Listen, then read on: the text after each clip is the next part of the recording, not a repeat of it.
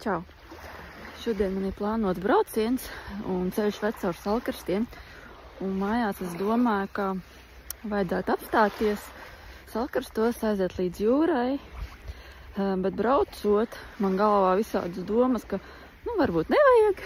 Ātrāk aizbraukšu, ātrāk atbraukšu un vispār mašīna droši vien nebūs kur nolikt, jo labā laikā Salkrastos ir grūti atrast vietu, kur noparkoties, taču es savu prātu neklausīju, ko viņš man tur stāsta muļķības, jo es saprotu, ka tādā veidā es nododu sevi, jo es gribu, mana dvēsele grib, mans ķermenis grib pie jūras, un tiešām ir super laiks, ir saulains, mierīgs un ļoti silts.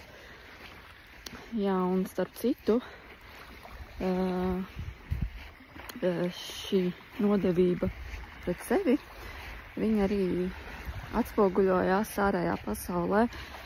Piemēram, kāds ir tev solījis vai piedāvājis kaut kur aizbraukt, vienalga atpūsties vai vienkārši uz kādu pasākumu aizbraukt un pēkšņi atceļās, vai netiek, vai negrib, vai kaut kāda apstākļa, kad tev tā kā atsaka. Un tā ir pazīme, ka tu sevi nodod vienkārši ārējā pasaule, tev spoguļo tavu attieksmi pret sevi.